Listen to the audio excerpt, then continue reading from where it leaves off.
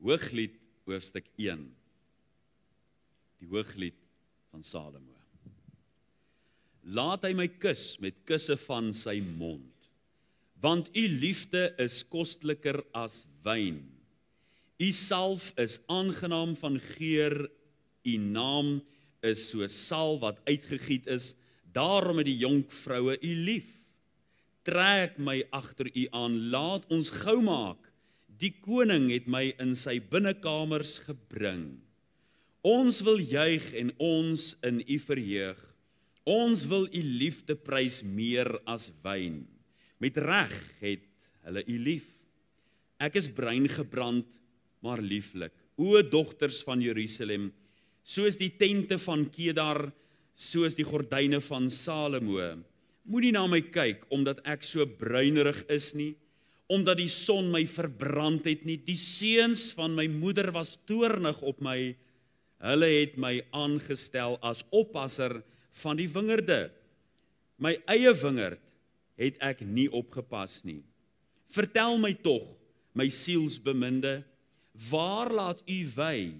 Waar laat u smiddags die vee lê en rus? Want waarom sou ek wees soos een wat haar met 'n sluier toedraai by die kuddes van u metgeselle? As u dit self nie weet nie, mooiste onder die vroue, gaan dan uit op die spore van die skape en laat u bokkies wei by die hutte van die herders. Met die perde voor 'n wa van Farao vergelyk ek u, my vriendin. Ons lees net tot daar. Kyk gerus saam met my na hoofstuk 2 vers 7. Ek besweer julle, dogters van Jerusalem, by die gemsbokke of by die takbokke van die veld, om nie die liefde wakker te maak of op te wek voordat dit die liefde behaag nie. Kyk gerus na hoofstuk 3 vers 5. Ek besweer julle, dogters van Jerusalem, by die gemsbokke of by die takbokke van die veld, om nie die liefde wakker te maak of op te wek voordat dit die liefde behaag nie. Kyk gerus na hoofstuk 8, vers 4. Ek besweer julle, dogters van Jerusalem, waarom wil julle wakker maak en waarom wil julle opwek die liefde voordat dit die liefde behaag? Ons het hierdie 3 verse gelees in Hooglied 2 vers 7, Hooglied 3 vers 5 en Hooglied 8 vers 4 wat sê dat ons die liefde nie moet aanwakker voordat dit die liefde behaag nie. Maar wat is die teenstelling hiervan? Wat gebeur daardie dag wanneer dit dan die liefde behaag? Hoe behoort ons lewe te wees? Ons verhoudinge met mekaar.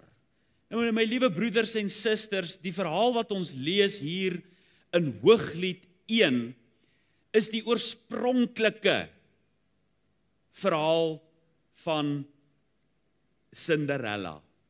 Die oorspronklike Cinderella storie. Want in hierdie verhaal vind ons 'n lelike eentjie wat gespot is, wat sleg gemaak is, wat beledig is, wat hard behandel is, maar uiteindelik nooit 'n lelike eentjie was nie, toe uiteindelik 'n pragtige swaan, wat deur die eende gespot is, en dat sy nie soos hulle is nie.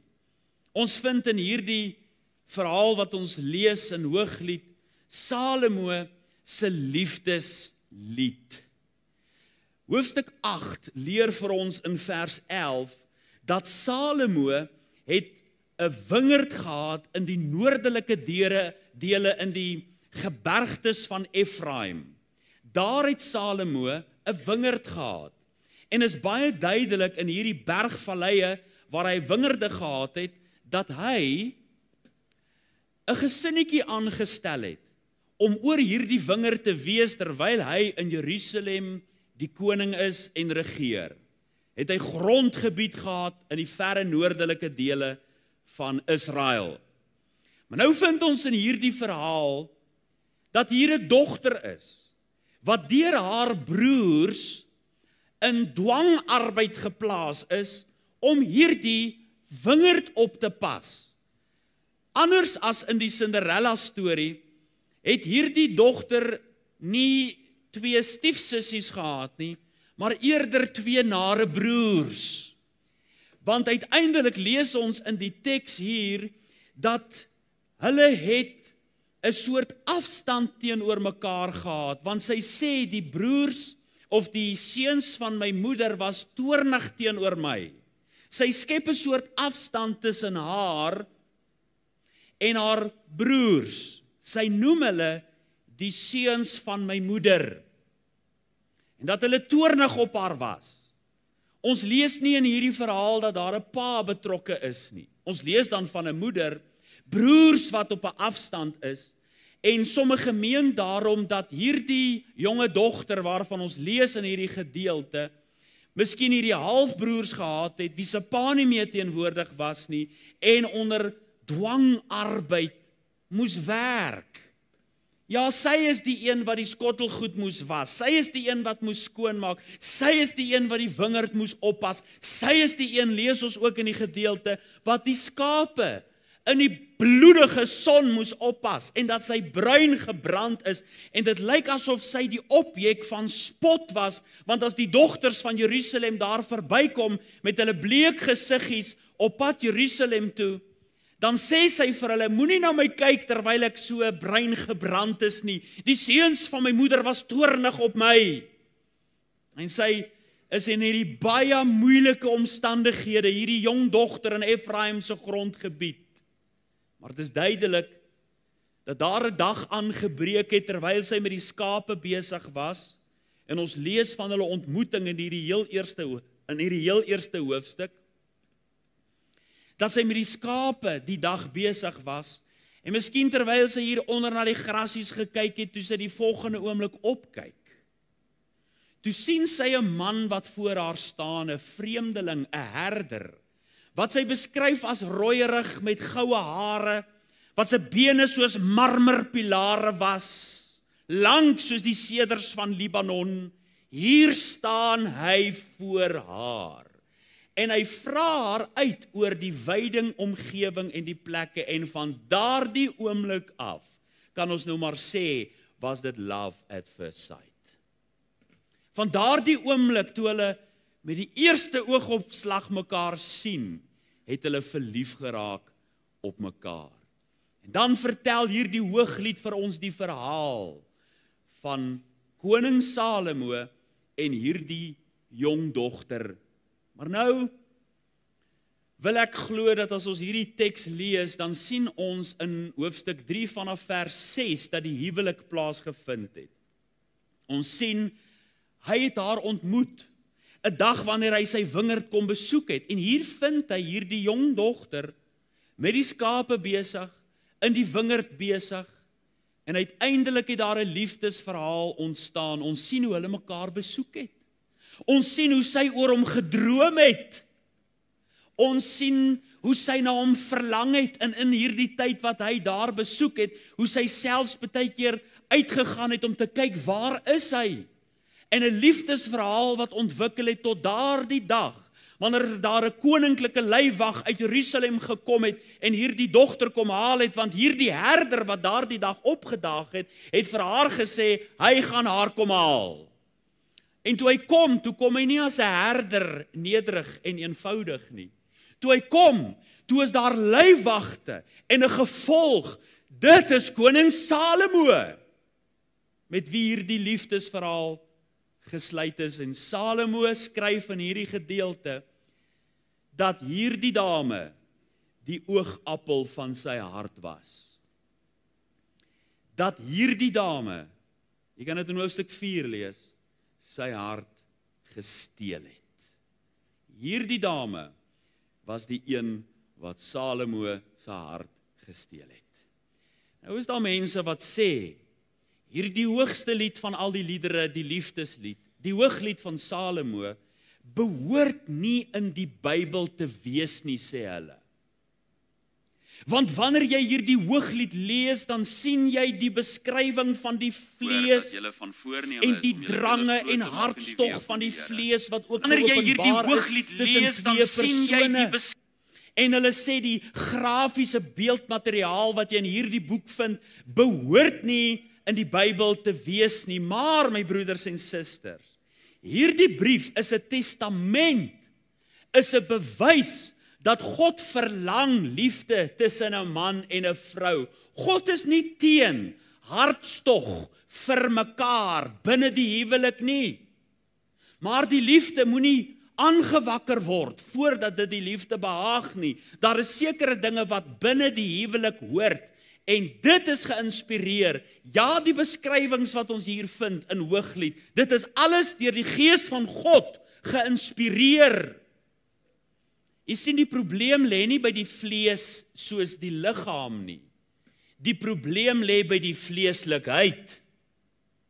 Die probleem lê by die drange en die begeerlikhede van die vlees, wanneer dit buite die konteks van die huwelik beskryf word. Dit is soos geld. Julle weet mos, geld is nie 'n probleem nie. Dit is die geldgierigheid wat die wortel van alle kwaad is. Dit is die liefde vir geld. So is die liggaam, die vlees in sigself nie sondig nie.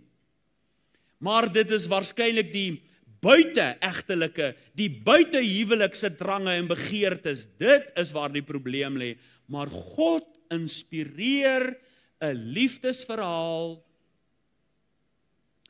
binne die konteks van verloving, verliefdheid en uiteindelik die troudag wat aanbreek en die liefde wat groei en sterker en groter word. Ja, die liefde wat brand soos 'n passie in 'n man en 'n vrou se hart teenoor mekaar.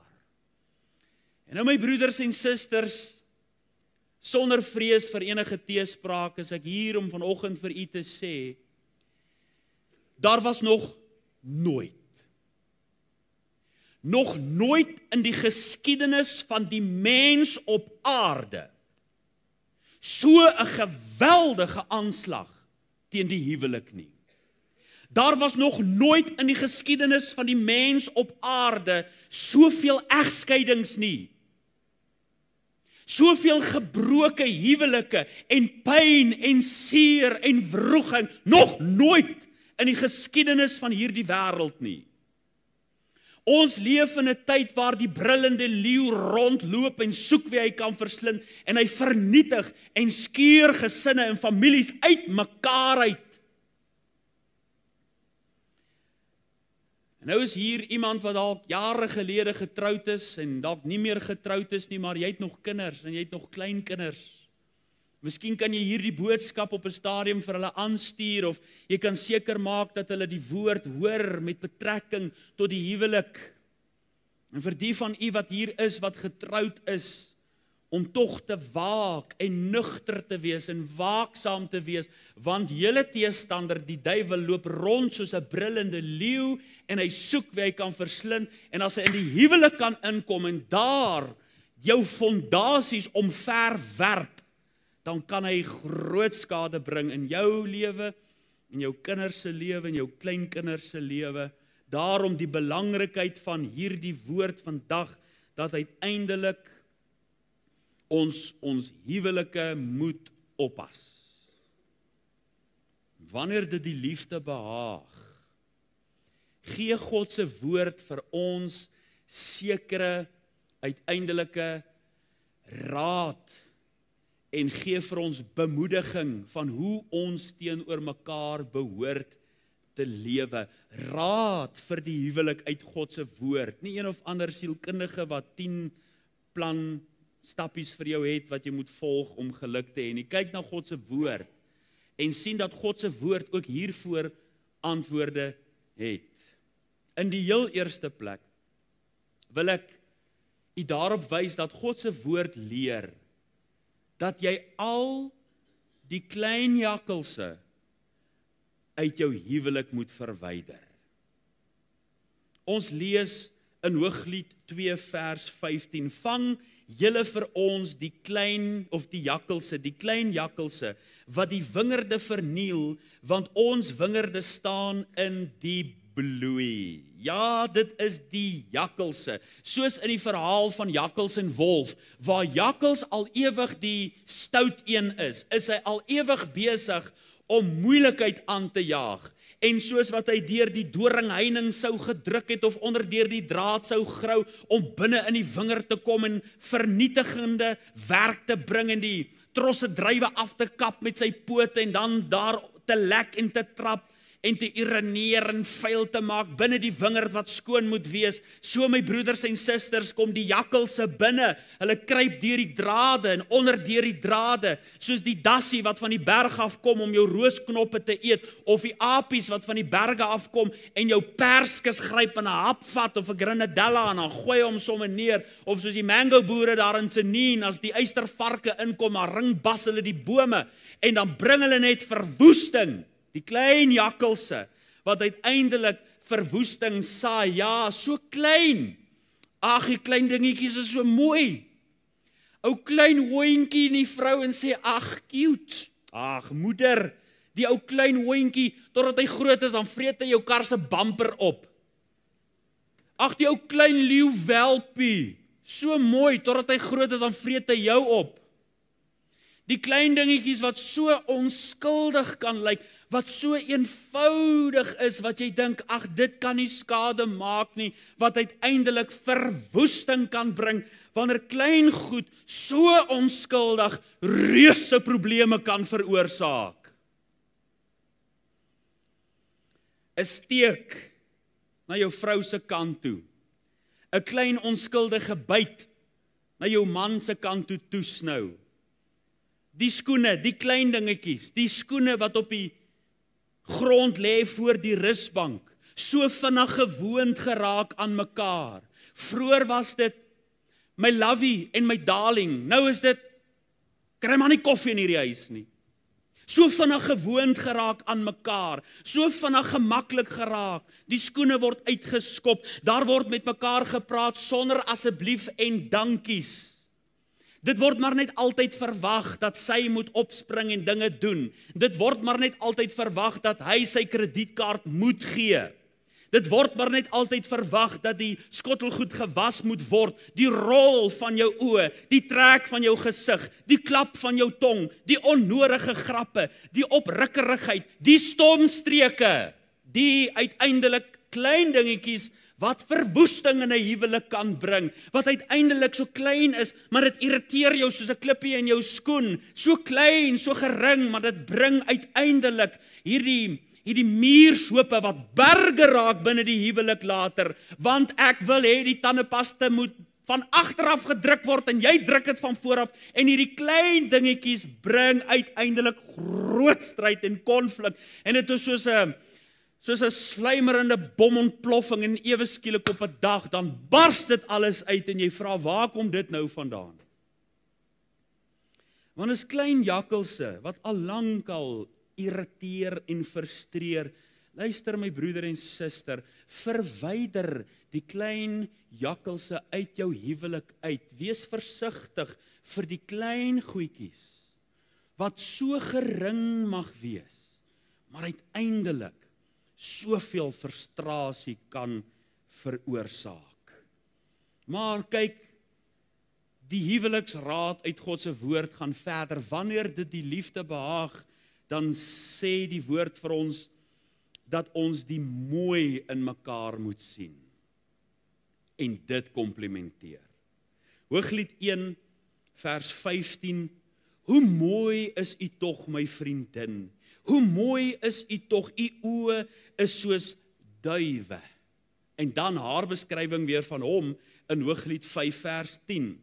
Want wat is u beminde meer as 'n ander beminde, o skoonste onder die vroue? Wat is u beminde meer as 'n ander beminde, dat u ons so besweer het? En dan kom haar antwoord: my beminde is skitterend wit en rooi, uitnemender as 10.000.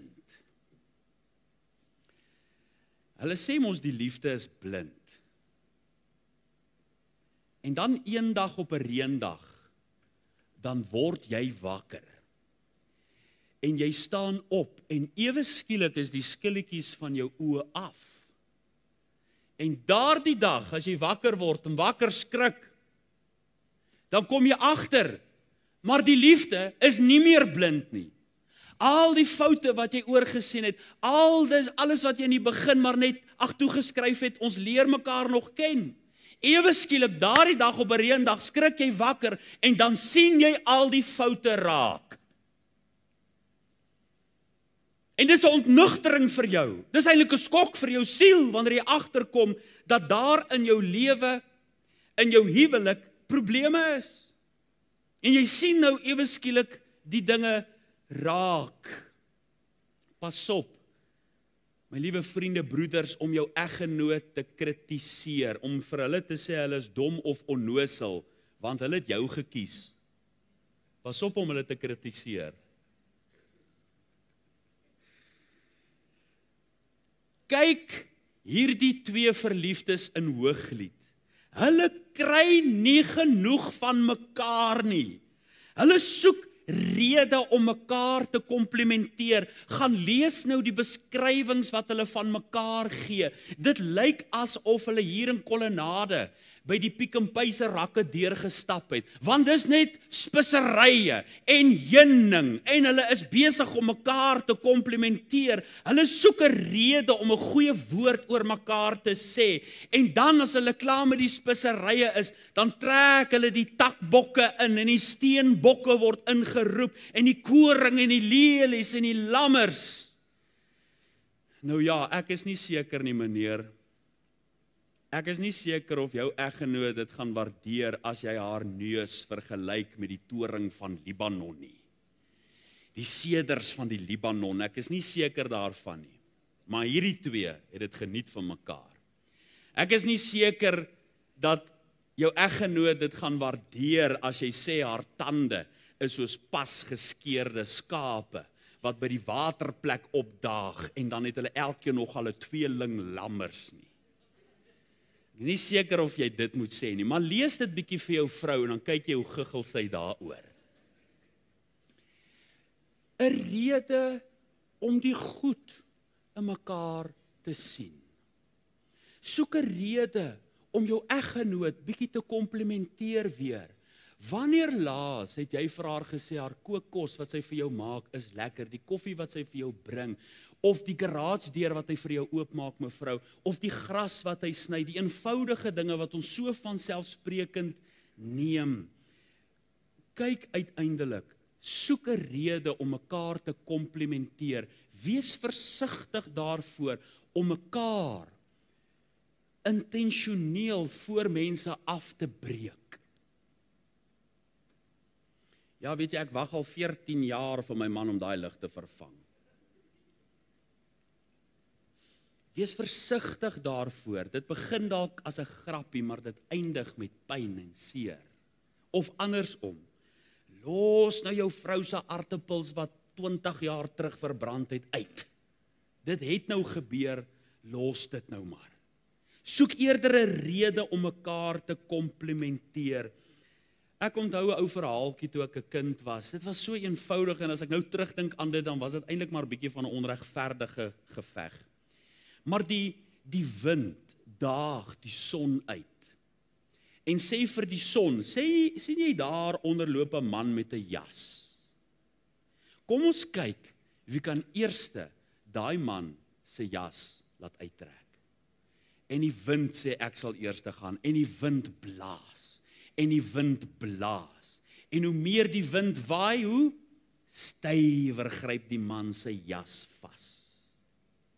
En uiteindelik toe hy moeg geraas en geblaas is, toe is dit die son se beurt.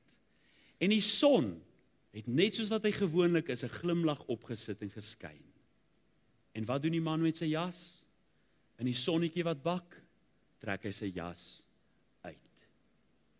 My broeders en susters, jy kan met jou eggenoot raas en blaas en beklei en stry en verandering in hulle probeer teweegbring deur lelik te wees en winde te waai en koue kil woorde op hulle af te snel en hulle te kritiseer en uiteindelik gryp hulle jas net stywer vas. Maar wanneer jy die son oor hulle laat skyn, wanneer jy liefde gee, wanneer jy vrede gee, wanneer jy sonskyn, komplimente gee, dan maak hulle hart vir jou oop. sien die mooi in mekaar en komplementeer dit. Maar kyk, die teks gaan ook verder as ons Hooglied lees. Daar staan, maak ruimte om verlief te wees op mekaar. Hooglied 2 vers 9 en 10. Hoor my beminde, kyk, daar kom hy spring oor die berge, hy huppel oor die heuwels. My beminde lyk soos 'n gemsbok of soos 'n jong takbok. Daar staan hy agter ons muur. Hy kyk deur die vensters en hy speer deur die tralies heen. My beminde begin toe en sê vir my, staan op my vriendin, my skone, kom dan tog. Kan jy sien wat hier besig is om te gebeur? Sy sien, hier kom die beminde aan, hy spring soos 'n takbok, of soos 'n steenbok oor die klippertjies heen. Dan staan hy daar agter die muur en hy kom loer, waar is sy? Dit is soos daardie een by die universiteit wat die klippies teen die venster gooi om die noontjies se aandag te trek, of die een wat die gitaar uithaal en serenade. Dis wat hier besig is om te gebeur. Hy is soos 'n bokkie oor die heuwel spring en dan staan hy en dan kom loer hy so oor die muur. Waar is sy beminde? En dan as hy haar raak sien, dan sê hy vir haar, kom saam met my. Kan jy sien, hierdie twee is avontuurlustig. Uiteindelik, my broeders en susters, dit is soos die een wat 'n piknikmandjie pak, wat iewers te saam onder 'n boom wil gaan sit en sy beminde opmerk en haar saambring. Ons praat hiervan om ruimte te maak, om verlief te wees. Soos daardie aanvanklike kalverliefde wat julle teenoor mekaar gehad het, jy dalk nie oor die heuwels van die Magaliesberge hop om by jou beminde uit te kom nie, jy dalk met jou GTR of met jou Parana gery, of met jou Escort gery, of met jou Civic gery en jy het by haar uitgekom, maar hier in jou hart, het jou hart gebokspring. Want jy was opgewonde, jy was bly, jy wou graag by haar uitkom, ruimte om verlief te wees.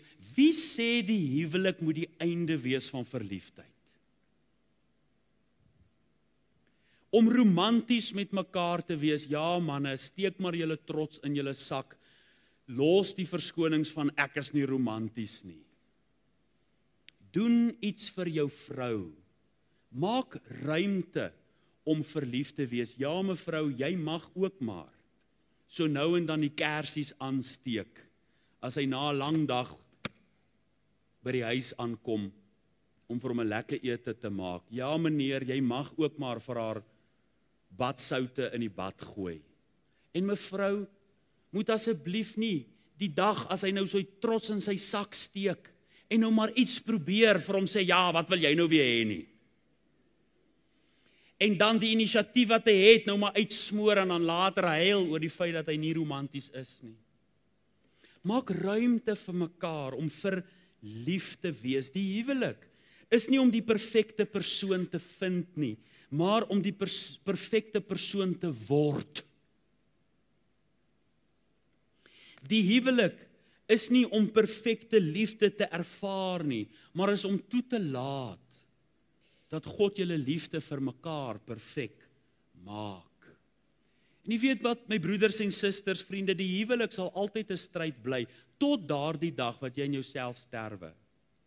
Tot daardie dag, wanneer jy op 'n einde van jouself kom en agterkom, ek moet die ander een hoër ag as myself. Dit gaan nie alles oor my belange nie, dit gaan oor hulle. Daardie dag, as ek sê, Here, maak my die beste wat ek kan wees, ter wille van my ander helfte. Wanneer jy tot 'n einde kom van jouself, van wat ek nog wil hê, en wat ek wil hê, en wat eerder wat jy kan gee raak sien. Maak ruimte om verlief te wees. Dit vind ons hier in Hooglied 2, vers 9 tot 10. Maar dan vind ons ook geniet die lewe saam jou lewensmaat. Hooglied 7, vers 10 tot 13. Ek is my beminde sin en sy begeerte is na my. Kom my beminde, laat ons uitgaan in die veld, laat ons in die dorpe vernag, laat ons vroeg na die wingerde gaan, laat ons sien of die wingerdstok uitloop, die druiwe bloeisels oopgaan, die granate blom. Daar sal ek u my liefde gee. Die liefdesappels gee geur. En by ons deure is allerhande kostelike vrugte, vars en oud. O my beminde, dit het ek vir u weggebere. Geniet die lewe saam met jou lewensmaat. Hoor vir 'n oomblik hierdie woorde, lewensmaat.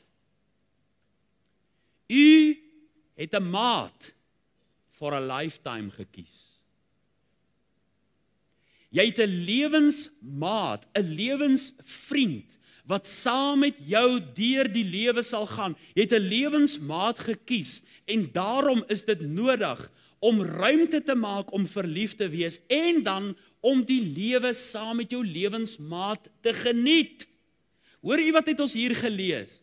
Dit is asof hulle in die oggende opstaan en sê, kom ons gaan uit na die veld toe. Kom ons gaan in die aand uit. Kom ons gaan kyk vroegoggend of die bloeiseltjies uitkom. En hier trippel hierdie twee verliefdes en hulle sien en hulle geniet die lewe saam met mekaar. Kyk, daar is vrugte aan die bome. Kyk hoe groei die dinge. Hulle oë is oop en in verliefdheid teenoor mekaar beskou hulle die lewe, of dit in die veld is. Miskien is dit op 'n staproete wat hulle gegaan het. Miskien het hulle die fietsse gevat en saam gaan ry. Miskien het hulle die wildtuin saam besoek. Maar ook, kom ons gaan in die nag uit, bedoelende, miskien is dit 'n ou restaurant wat hulle gaan besoek, of 'n koffiewinkeltjie, waar hulle in mekaar se oë kyk, en met mekaar praat, en 'n ou lekker stukkie wortelkoek eet, nê? En die lewe saam met mekaar geniet. Kan jy sien hoe opgewonde is hulle, hoe avontuurlustig is hulle saam met mekaar. Hulle geniet die lewe saam. My broeder en my suster, jy moet 'n keuse maak. Jy kan jou lewe saam met jou lewensmaat vertroebel en 'n pyn maak, en julle albei se lewens verongeluk. Of jy kan die keuse maak om my lewe saam met my lewensmaat te geniet. Geniet dit. Jy het 'n lewensmaat gekies. En nou uiteindelik wil God, deur die inspirasie van die Gees van God, soos ons dit hier in Hooglied vind, is dat julle die lewe saam sal waardeer en geniet. Jy weet, ek ken mense wat 40 jaar, 50 jaar getroud is, en as ek hoor, dan is hulle met die karretjie wildtuin toe. Dan gaan geniet hulle dit daar. As ek hoor, dan het hulle op een of ander staproete gegaan. As ek hoor, dan trap hulle die fietsse. Hulle geniet dit saam. Hulle gaan soek koffieshops op. Hulle doen die parkrun saam. Hulle soek iets om in mekaar te investeer. Meneer en mevrou, as jy en jou eggenoot niks het wat julle saam doen nie, wil ek jou uit God se woord vermaan, soek iets. Nie net slaap saam nie. Maar soek iets om saam te doen, saam te geniet. Nie jy drink koffie en sy was die bekers nie. Dis nie saam nie. Iets wat julle saam kan geniet, saam doen, wat beide van julle 'n belangstelling het. Soek iets om saam met mekaar te doen. Maar dan die laaste wat ek vir u noem, en dit is dra mekaar in die belofte wat julle aan mekaar gemaak het. Hooglied 8 vers 6 sê, dra my soos 'n seelring op die hart, soos 'n seelring op u arm, want liefde is sterk soos die dood. Die liefde is ywers hard soos die doodryk. Sy gloed is 'n gloed van vuur, 'n vlam van die Here. Dra my soos 'n seelring op u hart, soos 'n seelring op u arm. 'n Seelring praat van 'n belofte ring. Dit is 'n ring wat 'n dame, 'n jong dametjie, 'n seelringetjie aan haar vinger sal dra. Dit praat van 'n belofte. Maar nou sê die teks dat die belofte nie net in woorde moet wees nie. Dit moet nie net in leefwoorde wees nie, maar dra my soos 'n seelring op die hart. Dat die belofte wat ek gemaak het, wat uiterlik dalk 'n ja was, wat uiterlik gesê is, maar dat dit 'n innerlike hartsoortuiging sal wees. Ek dink so baie keer aan die woorde van Dominee Johan Kloete, toe hy op 'n stadium gesê het, mense sê ja en uiterlike beloftes, maar hier binnekant dra hulle die fotootjie van 'n ander een.